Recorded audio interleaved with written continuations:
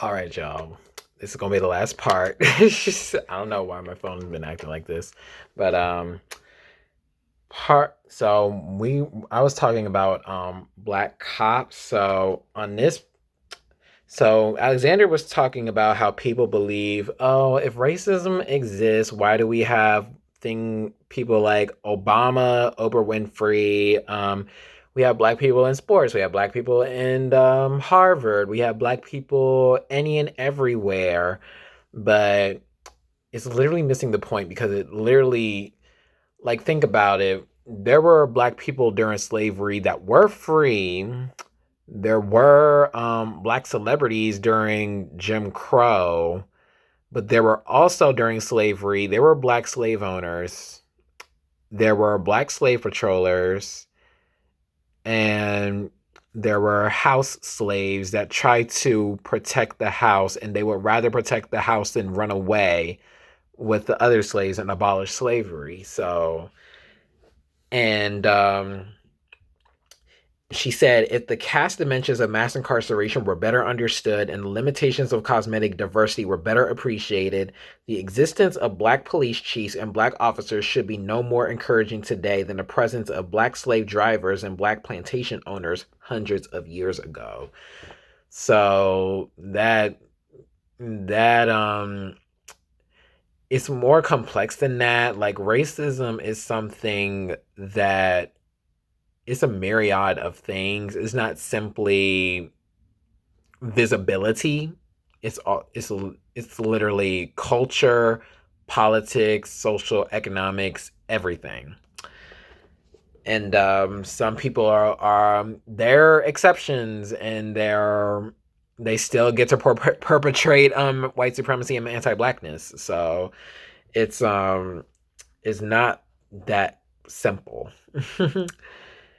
And she had a lengthy critique of Obama because he had a history with marijuana when he was younger, and he acknowledges it, and wondering why we still have you still have appointed the man that created the crime bill that enabled the drug war, and you appointed the DEA into one of your cabinets, and it's it's it's really you literally would have incarcerated yourself if you appointed those people that were enacting the policies that you had to set forth.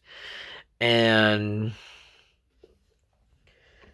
and then she talked about what white people should be doing. They should be having those uncomfortable conversations with their relatives, and unlearn things that they've been learning through their whiteness and their white privilege. And they should support black people and do that. Can be wealth redistribution, fighting for better wages for us. It could be anything that will make us have an easier life. Because literally, we're born and life treats us like trash. And then Alexander said Obama, who is celebrated as evidence of America's triumph over race, is proposing nothing less than revving up the drug war through the same failed policies and programs that have systematically locked young men of color into a permanent racial undercast. Because I know Obama signed this blue alert bill, which gave more funding for police departments, and marijuana wasn't criminalized and stuff like that at the time. So you get a more of an understanding of the racial caste system if you got that kind of info. And then Alexander, she closed this off with how movements should be built. It should be not only race centered but class centered within the race centered, if that makes sense. But it should be mutually exclusive, race, class, and other issues. So whether that's the oppression that black women go through, whether that's sexual violence that the black community goes through, whether that's environmental racism, medical racism, queer antagonism, and stuff like that. So it's that's how you create grassroots support and a movement building that will make people understand that people are oppressed, get hurt by the same systems. Because I forgot to mention this in the last chapter when she compared New Jim Crow and mass incarceration, and how white people were hurt by New Jim Crow as well. Like, you think of miscegenation laws, white women were in prison when they were with black men. So think of interracial relationships that back then. And we should all figure out that it's all of us or none of us. So freedom for the most marginalized is freedom for everyone. It should be liberation for everyone. And she gave some advice to activists, and she said, and Martin Luther King Jr. is right that the arc of history is long, but it bends toward justice. A new movement will arise, and if civil rights organizations fail to keep up with the times, they will be pushed aside as another generation of advocates comes to the fore.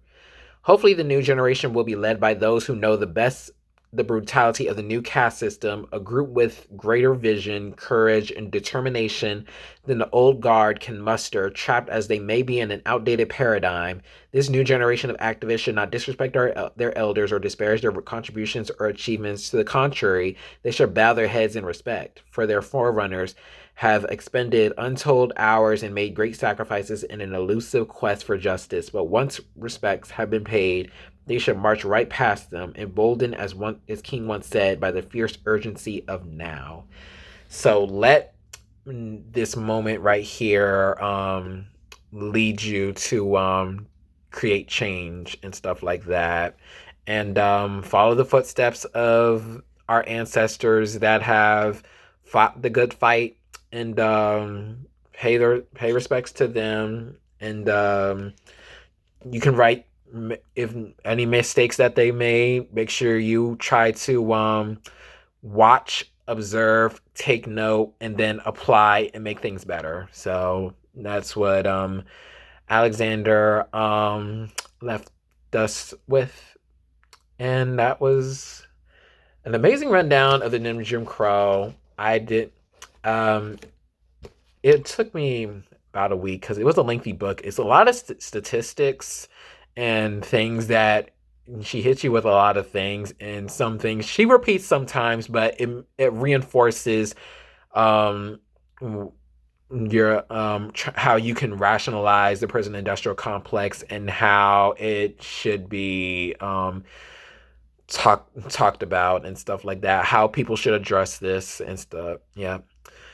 And thanks, y'all. This is a great way. This is the first book that I had to do, and it had 3 separate videos. It didn't feel like I was talking that long, but it was a good informative book that'll make you really challenge your thinking, and makes you really think about the institutions, systems, and policies that are in place to keep black people in an undercaste. And that's literally the history of the United States. There's slavery, there's Jim Crow and segregation, and then there's mass incarceration in the prison industrial complex. And yeah, so make sure y'all follow my Instagram at Intellectual Albert, and my reading list at Raisin Souls.